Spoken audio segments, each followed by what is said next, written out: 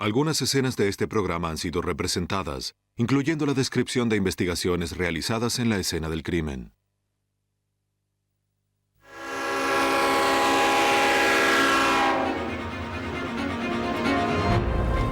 En Florida, un tren embiste a una joven. Pero lo que parece un suicidio podría ser un asesinato encubierto.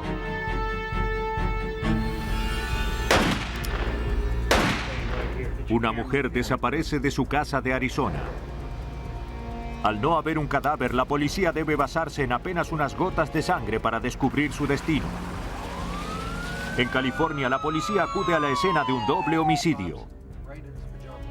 Solo los forenses pueden determinar si se trató de defensa propia o de un asesinato a sangre fría. Algunos asesinos se toman el trabajo de manipular la escena del crimen. Pero es difícil ocultar la verdad. Y los forenses pueden detectar el engaño, sobre todo cuando está escrito con sangre contaminada.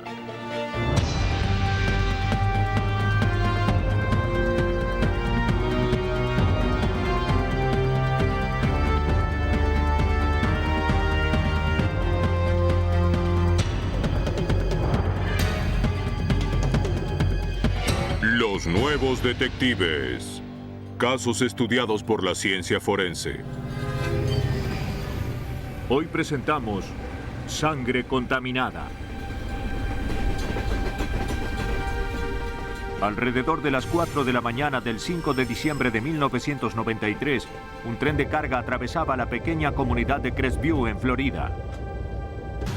En un tramo aislado, el conductor del tren advirtió que había algo en las vías. ¡Alto! Parecía un cuerpo humano. Hizo sonar el silbato e intentó detener el tren.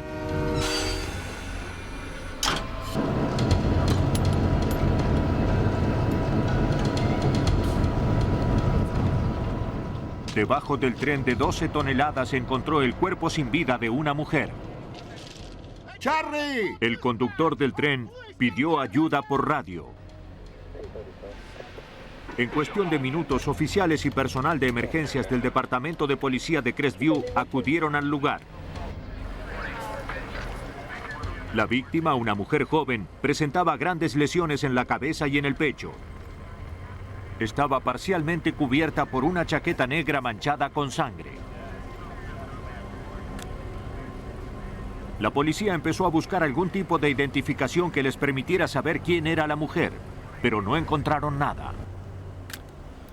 Muy bien, Richard. ¿Dónde? Se halló sangre en las vías y en unas piedras a poca distancia de la víctima, todo lo cual indicaba cuál había sido el punto de impacto. Se encontraron hebras de cabello y gotas de sangre en la parte delantera del tren.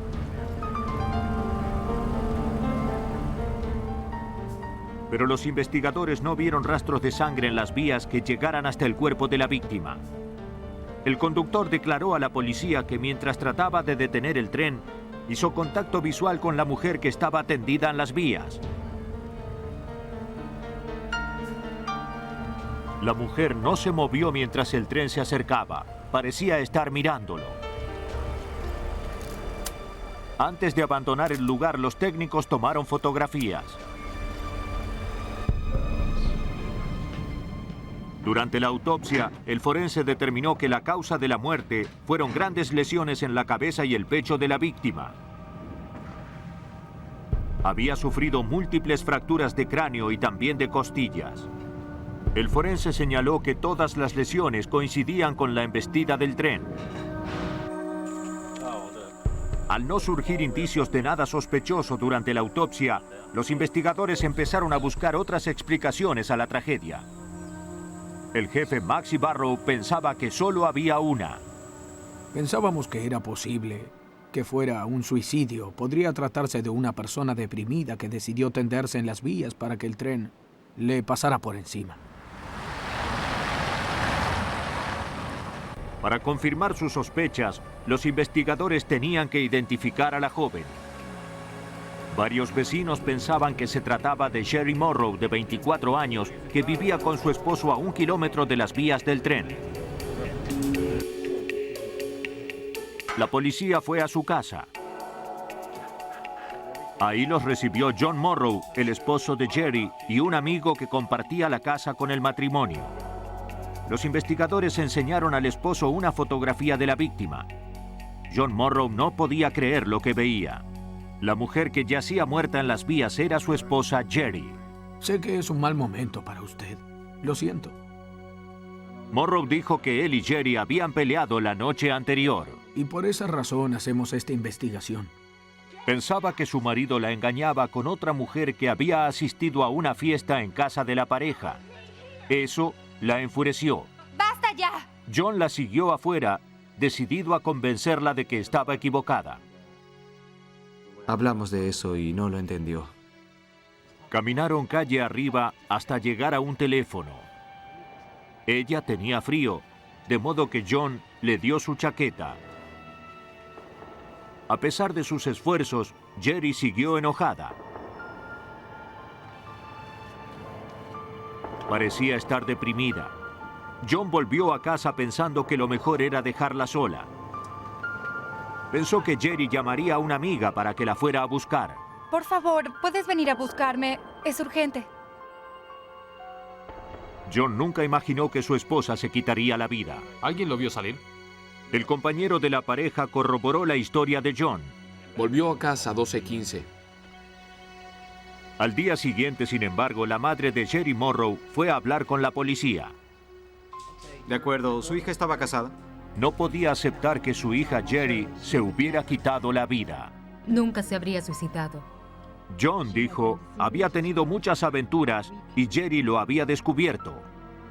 El resultado fue que Jerry decidió poner fin a la turbulenta relación. Poco antes había empezado a buscar un lugar donde vivir cerca de su madre. Quiero que sea cerca de tu casa por la calle Main. Y si bien Jerry estaba desolada por las infidelidades de su esposo, su madre estaba segura de que nunca se habría suicidado. Jerry estaba decidida a divorciarse. Y John trataba desesperadamente y por todos los medios de evitarlo. Es bastante común que la familia de un suicida diga que no puede ser que esa persona no se suicidó. Pero en este caso, en el caso de esta víctima, su madre me pareció muy convincente. Segura de que su hija no se había suicidado, de que nunca habría hecho algo así. A pesar de sus nuevas sospechas, los investigadores no hallaron nada que sugiriera que Jerry Morrow había sido asesinada. Casi un mes después de que encontraran su cuerpo junto a las vías, la joven fue sepultada. En el curso de los años siguientes, los investigadores interrogaron a decenas de amigos de Jerry. Trataban de buscar pruebas de que la habían asesinado, pero no encontraron nada. La investigación sobre la muerte de Jerry Morrow se detuvo. Se derivó el caso a un teniente de la policía de Crestview, Jerome Worley. Decidido a reflotar la investigación, volvió a interrogar a los amigos y conocidos de la pareja, empezando por su compañero.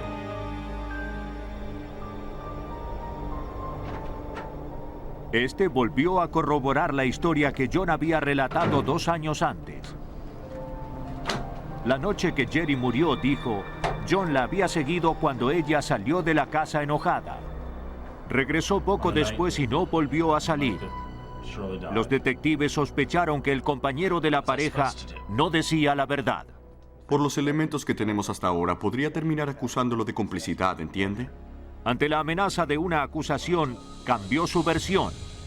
Dijo que John estaba harto de su esposa, que a menudo se jactaba de lo fácil que sería matarla y hacer pasar su muerte por un suicidio o un accidente. Dijo que la noche que Jerry murió, John salió tras ella y pasó varias horas fuera de su casa. Si bien la declaración del compañero de la pareja confirmaba las sospechas de que John Morrow estaba relacionado con la muerte de su esposa, Worley sabía que no bastaba con demostrar que la habían asesinado. Con la nueva declaración, el compañero contradecía su versión anterior. En la corte sería solo su palabra contra la del esposo. De modo que teníamos que encontrar pruebas que demostraran su culpabilidad. Pero la víctima ya estaba sepultada y había muy pocos elementos en el lugar de su muerte. Encontrar pruebas no sería fácil. Durante casi 3 años, la policía de Crestview, Florida, se esforzó por hallar sentido a la muerte de Jerry Morrow, de 24 años. Si bien todas las pruebas indicaban que se había suicidado tendiéndose ante un tren que se acercaba, los investigadores sospechaban que su esposo, John Morrow, la había asesinado. Pero no tenían pruebas.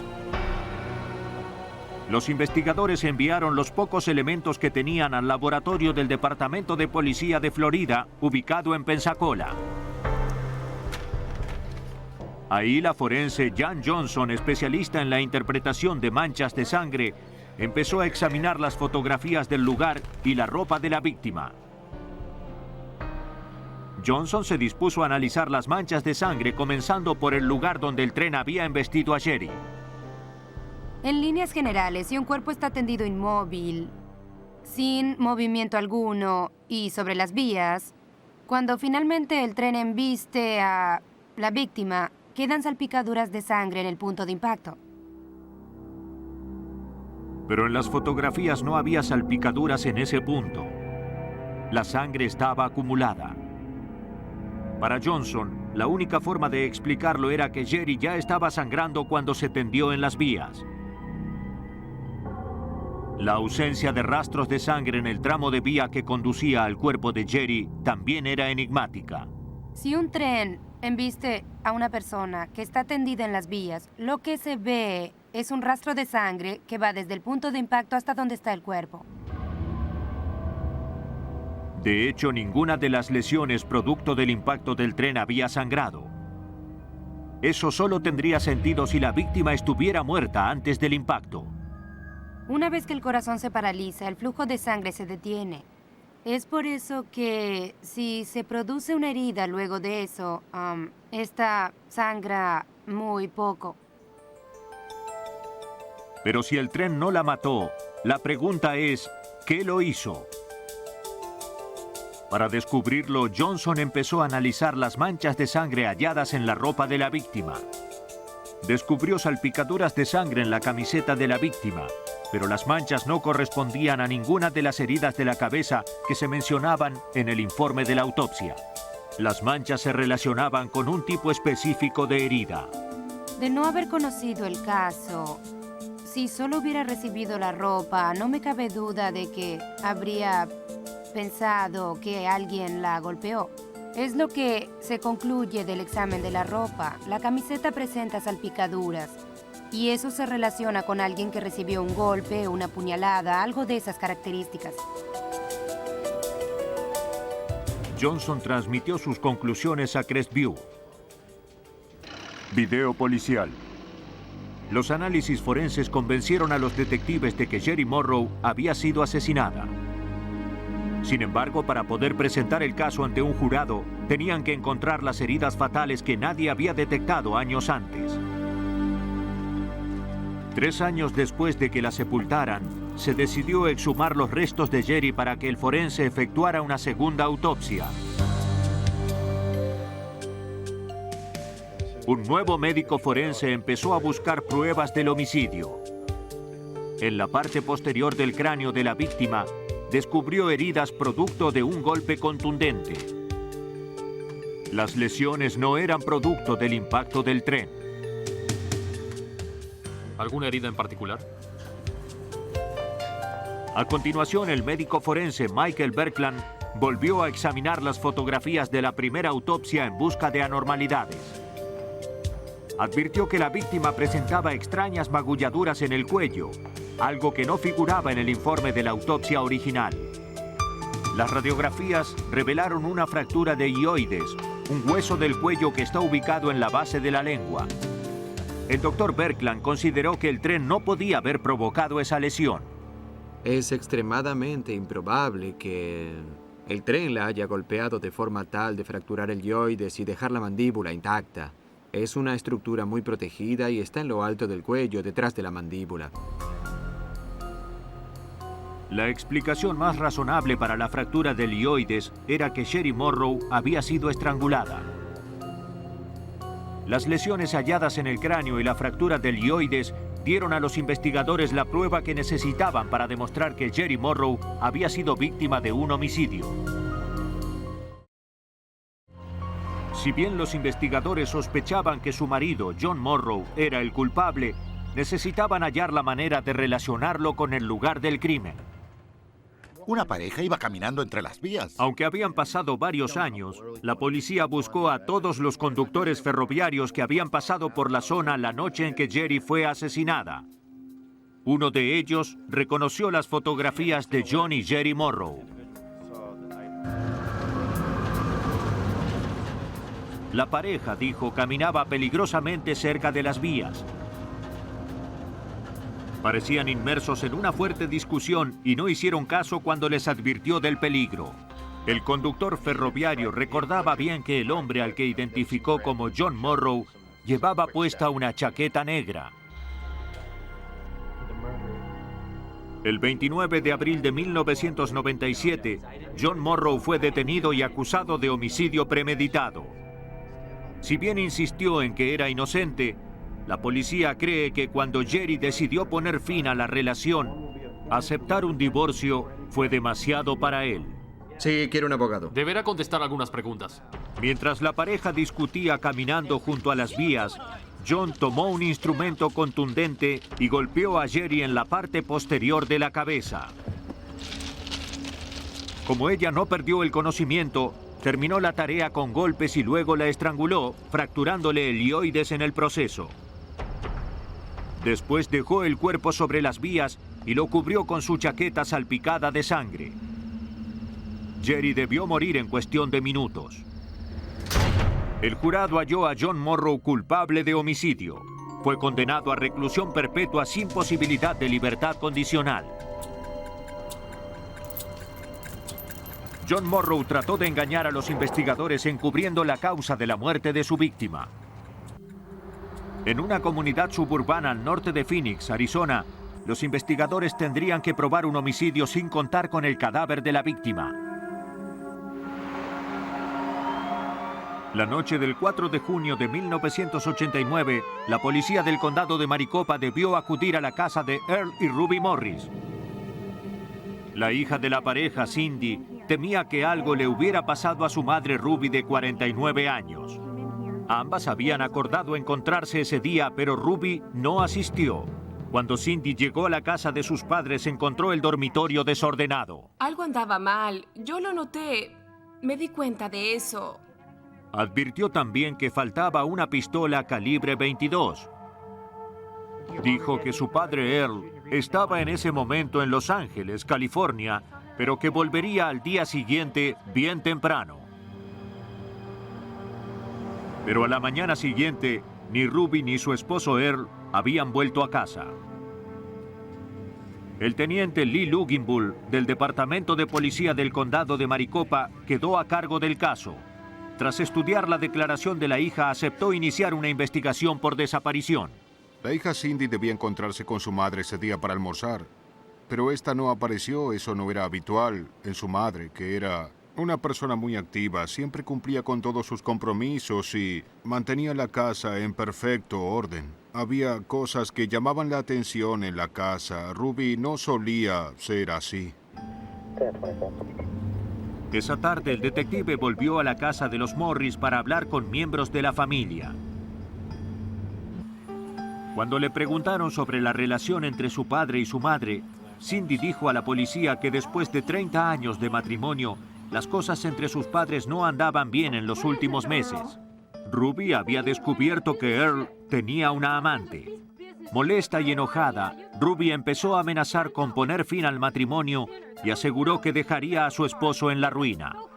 Earl, un exitoso contador de 49 años, le dijo que eso nunca ocurriría. Pero Cindy no podía imaginar que su padre fuera capaz de un acto de violencia. En medio de la conversación, Earl Morris volvió de su viaje.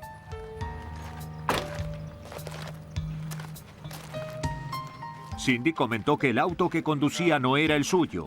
Señor Morris. ¿Sí? Soy el teniente Luginbull. Earl explicó que su auto modelo El Camino había tenido problemas a unos 300 kilómetros de su casa. Luego de pasar varias horas en la carretera, logró que alguien lo llevara hasta el aeropuerto Sky Harbor de Phoenix. Ahí, dijo, había rentado un auto para volver a su casa. Pero el detective sospechó de inmediato de la historia de Earl. Solo era una indicación. Observé su ropa y su aspecto en general. Lucía realmente bien. No parecía un hombre que hubiera tenido problemas con su auto. No se lo veía cansado. El detective también vio etiquetas aéreas nuevas en el equipaje de Earl, lo que sugería que había viajado desde California en avión, no en auto. Y las etiquetas del equipaje eran de San Diego, no de Los Ángeles. Una vez despertadas sus sospechas, el investigador interrogó a Earl sobre la desaparición de Ruby. Si bien no podía explicar por qué faltaba la pistola calibre 22, no pareció preocuparle el paradero de su esposa. Ruby dijo, solía irse unos días sin decir una palabra. Earl me dijo que no era raro que Ruby se fuera un par de días, que ella tenía dinero y tarjetas de crédito y que por lo tanto podía salir y visitar amigos sola. De modo que a él no le preocupaba realmente que se hubiera ido. Los investigadores no pensaban lo mismo. Se dispusieron a corroborar la historia de Earl, para lo cual empezaron a examinar las carreteras interestatales en busca de su auto, pero no dieron con el vehículo a pesar de que condujeron durante horas. Tampoco había información de que lo hubieran remolcado. Se emitió una orden de búsqueda del automóvil. Poco después apareció el auto de Earl Morris. Estaba a casi 600 kilómetros de distancia estacionado cerca del aeropuerto de San Diego. Sí, aquí tenemos el automóvil de Earl. Las autoridades de San Diego se hicieron cargo del vehículo y dispusieron su traslado a Arizona. Muy bien, gracias. Adiós. Para los investigadores ya era evidente que la historia de Earl Morris era mentira. Para descubrir qué ocultaba, obtuvieron una orden de registro. Esa tarde la policía volvió a la casa. Los investigadores no encontraron rastros de nada sospechoso, por lo que empezaron a examinar el dormitorio en busca de algún elemento. Descubrieron varias manchas de sangre en la alfombra cerca de la cama. James Serpa, supervisor del laboratorio del Departamento de Policía del Condado de Maricopa, advirtió que las manchas tenían un aspecto extraño. La alfombra del dormitorio principal presentaba rastros de un movimiento circular, lo que podía indicar el uso de un producto de limpieza. Los técnicos también hallaron salpicaduras de sangre en la cabecera de la cama matrimonial. Se envió todo al laboratorio policial para su análisis. El descubrimiento de tanta sangre no resultaba alentador para los investigadores. En el dormitorio principal había una cantidad significativa de sangre. Era evidente que alguien había resultado herido, si no muerto. Los técnicos empezaron a examinar el vehículo de Earl Morris en busca de pistas. El examen reveló la presencia de varias manchas de sangre en la alfombra del asiento del acompañante. Se tomaron muestras y se pidieron análisis de ADN. Los análisis llevarían su tiempo, pero la policía ya pensaba que Earl Morris había matado a su esposa. Luego habría transportado su cuerpo en el auto, lo que significaba que el cadáver podría estar en cualquier parte entre Phoenix y San Diego. Mientras los investigadores iniciaban la ardua tarea de tratar de localizar los restos de Ruby, una de las hijas de la pareja aportó información. Earl tenía una embarcación que mantenía anclada en San Diego. Pensando que eso tendría relación con el caso, la policía se comunicó con las autoridades de San Diego. Unos días después, la policía del puerto de San Diego envió una grabación de video a los investigadores del condado de Maricopa. la cinta se había filmado el mismo día que se denunció la desaparición de Ruby. En la misma se veía una embarcación en llamas. Las autoridades la habían identificado y pertenecía a Earl Morris. Para los detectives el significado era evidente.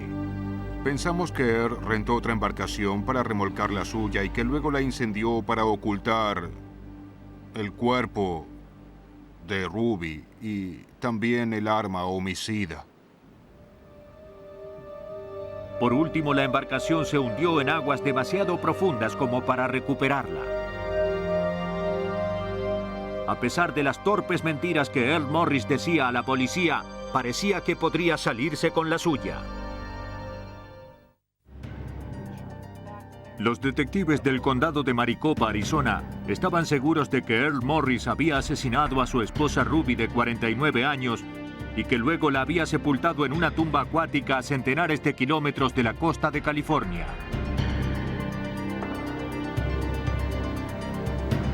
Pero sin el arma ni el cadáver de la víctima, tendrían que basarse en lo que hallara el forense para probar el homicidio. Y antes tenían que demostrar que la sangre encontrada en el auto de Earl pertenecía a su esposa.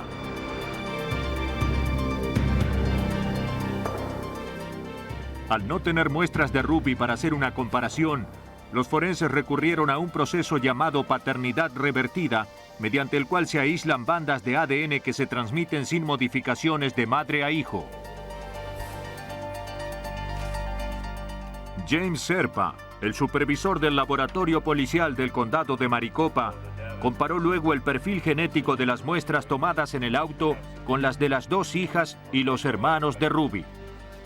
La mancha de sangre de la alfombra del auto correspondía a la madre de los hijos de Ruby y a la hermana de los hermanos de Ruby. Si bien tenían un caso circunstancial, los investigadores detuvieron a Earl Morris y lo acusaron de homicidio. A través de su abogado, Earl se negó a hacer declaraciones.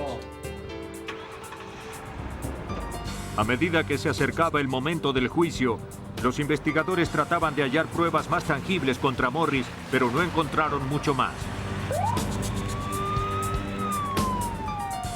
Un día les comunicaron que Morris quería hablar. Admitió que había mentido ante las autoridades, pero dijo que no había sido para ocultar el asesinato de su esposa. Luego entré al dormitorio. Earl Morris dijo que Ruby se había quitado la vida. Confesó también que en las primeras horas de la mañana del 4 de junio había entrado al dormitorio y encontró a Ruby muerta y con la pistola calibre 22 de la pareja en la mano. Había sangre por todas partes. Quiso evitar a la familia el dolor de un suicidio, de modo que limpió la habitación y llevó el cuerpo a San Diego, donde luego se deshizo de los restos. Pensó que para la familia sería mucho más fácil de aceptar que Ruby había decidido marcharse. Aunque la policía consideró que el relato era ridículo, los investigadores pensaron que la historia de Earl Morris podría crear una duda razonable en el jurado. A menos que los investigadores pudieran encontrar pruebas tangibles del homicidio, Morris podría salirse con la suya. Al ser imposible examinar el cadáver de la víctima, sería difícil rebatir la versión de Earl. Se convocó al teniente Rod Englert, especialista en análisis de manchas de sangre, para que colaborara en la investigación. Englert y Serpa empezaron a examinar la cabecera de la cama del dormitorio de la pareja. Cuando le aplicaron luminol, Englert no tuvo dudas de que las salpicaduras de sangre que tenían la forma de un rocío eran producto de un tipo específico de herida. Bueno, cuando hay un crimen violento, las manchas se dividen en tres grandes categorías. La categoría inferior, que supone un impacto de escasa velocidad, se caracteriza por gotas y manchas de sangre. La segunda categoría corresponde a un golpe contundente y es de velocidad intermedia. Y la tercera categoría, que corresponde a este caso, es de alta velocidad. Tiene un patrón muy específico y fácil de identificar. que supone la atomización de la sangre. Corresponde a un disparo. Tras fotografiar minuciosamente las manchas de sangre, Englert empezó a buscar anormalidades en las mismas. Encontró algo que atrajo su atención de inmediato. Si miramos la cabecera de izquierda a derecha, vemos que la sangre sigue un patrón ascendente en esa dirección. Luego hay otro movimiento que se superpone y va en otra dirección. De modo que tenemos dos patrones que no son simultáneos. La disposición de las manchas de sangre indicaba que a Ruby le habían disparado al menos 2 veces, y si ella se hubiera suicidado como aseguraba Earl Morris, le habría resultado muy difícil hacerlo. Los investigadores coincidieron. Sobre la base de los análisis forenses, no se podía dudar de que Ruby Morris había sido asesinada. La policía pensaba que Earl Morris había decidido matar a su esposa para evitar los perjuicios financieros que ocasionaría un divorcio. Mientras Ruby dormía en la cama del matrimonio, él tomó la pistola calibre 22 y le disparó varias veces a la cabeza. Tras limpiar el lugar del crimen, colocó el cuerpo ensangrentado en su auto y condujo varios centenares de kilómetros hasta San Diego. Una vez ahí, trasladó el cadáver y el arma homicida a su embarcación. Luego la incendió y volvió a la costa donde inició el proceso de encubrimiento. Con la ayuda del análisis de las manchas de sangre que hizo Rod Englert, Earl Morris fue condenado a reclusión perpetua por homicidio premeditado. Había sangre en la cama. Earl Morris trató de explicar la muerte de su esposa diciendo que se había suicidado. Pero hay asesinos que admiten haber matado a sus víctimas y dicen a los investigadores que fue en defensa propia.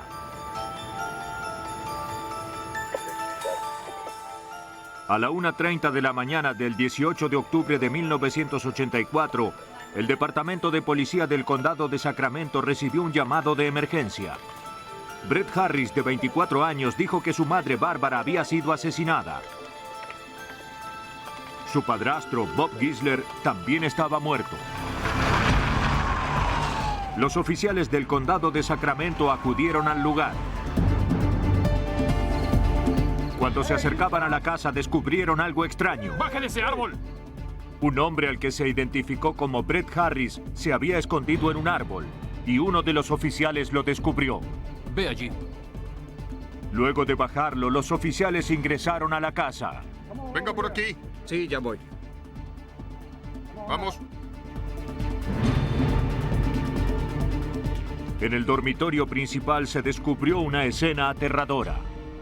Una mujer yacía muerta sobre la cama. En el suelo había otro cadáver.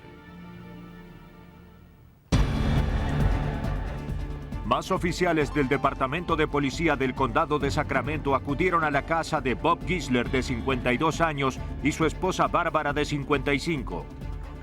La pareja había sido asesinada. Los investigadores interrogaron al hijo de Bárbara, Brett Harris, que había llamado a la policía. Brett dijo que a la 1:30 de la mañana oyó mucho ruido y luego un grito procedente del dormitorio de sus padres.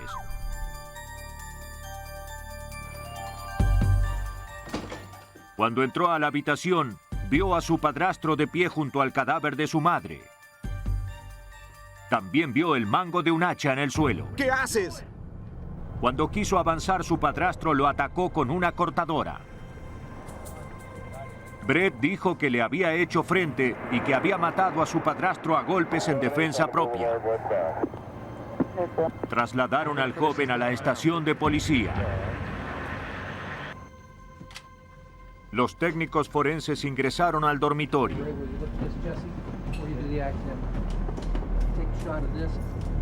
Según Brian Kennedy, el investigador que examinó el lugar del crimen, ambas víctimas habían muerto a golpes. Tenían la cabeza y el rostro completamente desfigurados. Y había manchas de sangre por todas partes. En algún momento, el aire debe haber estado lleno de una especie de rocío de sangre, de gotas de sangre. Era un espectáculo realmente aterrador. Los técnicos empezaron a buscar pruebas que les permitieran reconstruir lo que había pasado en la habitación. Además del mango de un hacha, los investigadores también encontraron una cortadora ensangrentada sobre el pecho de Bob Gisler. Se fotografiaron minuciosamente las manchas de sangre. En la estación de policía, los investigadores trataban de obtener respuestas coherentes por parte de Brett Harris. Este no respondía a las preguntas y empezó a desvariar sobre el diablo y demás cosas sin sentido. Los oficiales fotografiaron varias heridas superficiales que el joven tenía en el cuerpo. ¿Tiene otras? La policía también estudió las manchas de sangre que tenía en la ropa.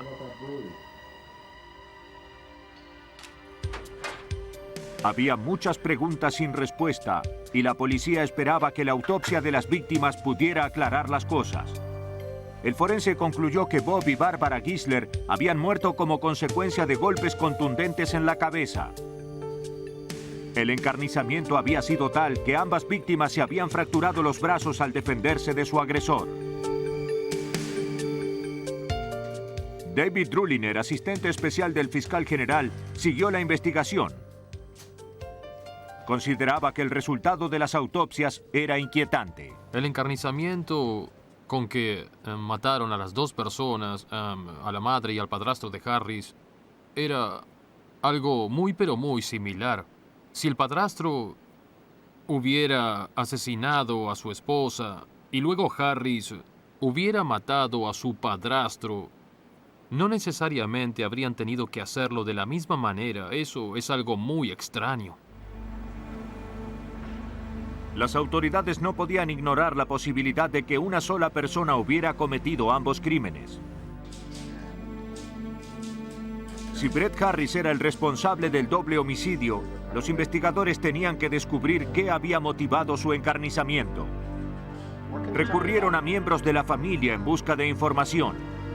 La hermanastra de Brett dijo a los detectives que su padre y su madrastra siempre habían tenido una buena relación con el joven. Si bien Brett tenía problemas psiquiátricos, su hermanastra señaló que había mejorado mucho en los últimos meses y que con la ayuda de medicación, sus perspectivas para el futuro eran alentadoras.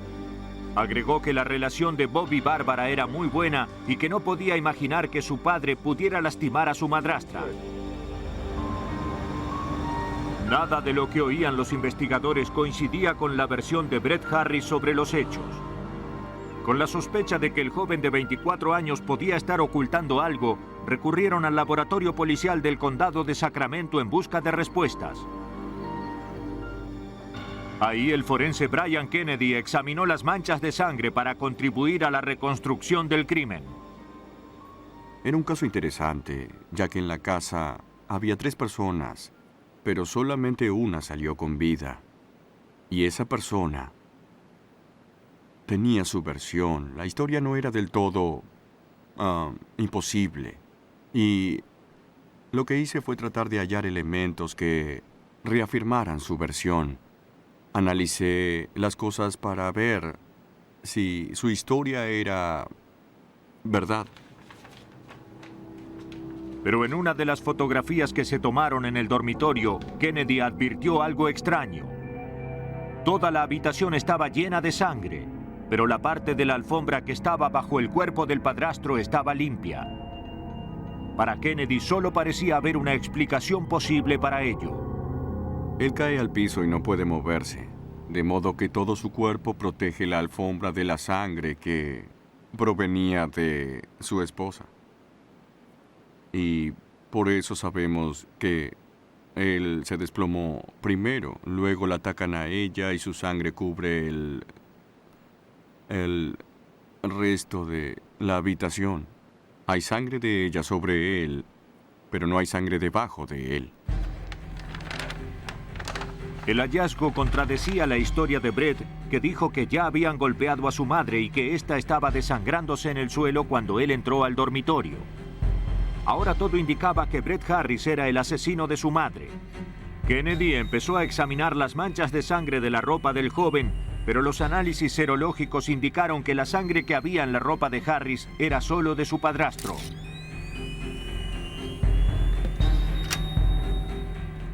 Kennedy se preguntó si sería posible que Brett hubiera golpeado a su madre y evitado mancharse de sangre.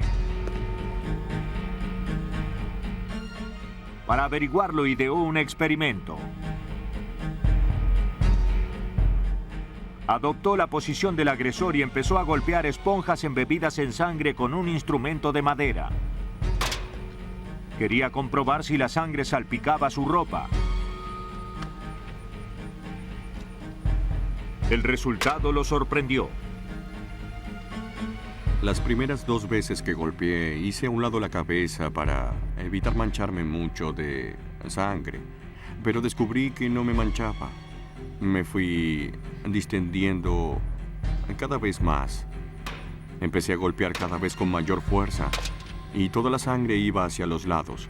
Era muy poca o nada la sangre que salpicaba en dirección a mí. Kennedy había demostrado que el asesino de Bárbara pudo haber evitado mancharse de sangre. Tenemos mucha información que vamos a considerar. Si se sumaba a eso el resto de los elementos, era evidente que la historia de Brett Harris era una mentira. Se presentaron 2 acusaciones de homicidio premeditado contra Brett Harris, al que luego se sometió a una evaluación psiquiátrica. Esta vez admitió ambos crímenes, pero insistió en que los había cometido en defensa propia. Explicó que sus padres estaban poseídos. Brett presentó una solicitud de absolución por insanía. Si bien a Brett le habían diagnosticado antes un trastorno mental, los fiscales pensaban que la historia que contaba era solo un intento desesperado de escapar a la justicia. No estaba loco. A lo que me refiero es a que era consciente de sus actos, sabía que estaba matando a 2 seres humanos y sabía que eso estaba mal. No cabe duda de que la respuesta a esas preguntas es sí, sabía que estaba mal, sino ¿por qué él llamó a la policía de inmediato? Sabía que era un crimen. Pero para obtener una condena, las autoridades necesitaban pruebas tangibles de que los asesinatos no eran producto de una mente enferma. Los forenses de Sacramento, California, demostraron que Brett Harris, de 24 años, había matado a golpes a su madre y a su padrastro. Mi padre gritó. Luego de que se presentaran 2 acusaciones de homicidio premeditado en su contra, el sospechoso dijo a los psiquiatras que Bob y Bárbara Gisler estaban poseídos y que había matado a la pareja en defensa propia. Fue entonces cuando Brett Harris presentó un pedido de absolución por insanía. Para demostrar que mentía para evitar la pena de muerte, las autoridades recurrieron una vez más a las pruebas forenses. El forense Brian Kennedy empezó a examinar los elementos hallados en el lugar del crimen en busca de algo que pudiera demostrar que Brett Harris era consciente de sus actos en el momento de los asesinatos. Se concentró en la cortadora encontrada sobre el pecho de Bob Gisler. Tras examinar los informes de la autopsia, Kennedy consideró que no era probable que se hubiera usado la cortadora como arma contra Brett, como éste había asegurado. Las víctimas tenían los brazos fracturados. Si alguien se está defendiendo con los brazos y recibe un golpe que produce una fractura, lo más probable es que no pueda controlar nada de lo que tenga en las manos. No lo creo. No creo que se pueda seguir sosteniendo algo con los brazos fracturados, ni colocárselo sobre el pecho. No es posible. ¿Le hizo esos cortes? Sí. Sospechando que Brett Harris había montado la escena del crimen para despistar a los investigadores, Kennedy buscó la manera de explicar las heridas producto de la cortadora que tenía el joven. Estas heridas parecen autoinfligidas, ya que se encuentran en el lugar exacto en que una persona diestra podría cortarse el brazo izquierdo, la mejilla derecha y también se cortaría el pecho de izquierda a derecha. Todo indica que él mismo fue quien se hizo esas heridas. Los hallazgos forenses constituyeron una prueba irrefutable de que Brett Harris se había tomado mucho trabajo para ocultar su culpabilidad. Para los fiscales, eso demuestra que era consciente de sus actos. Alteró la escena del crimen antes de que los oficiales llegaran al lugar, de modo que él trató de burlar a la policía. ¿Por qué hacerlo? ¿Para qué brindar una explicación? No era necesario. Si bien desconocen el motivo, los investigadores piensan que el 18 de octubre de 1984, Brett Harris irrumpió en el dormitorio de su madre y su padrastro mientras estos dormían. Usó el mango de un hacha y mató a golpes a Bob y a Barbara Gisler. Después de matarlos, fue a la cocina y se lastimó con una cortadora que tomó de un cajón. Luego volvió al dormitorio y alteró la escena.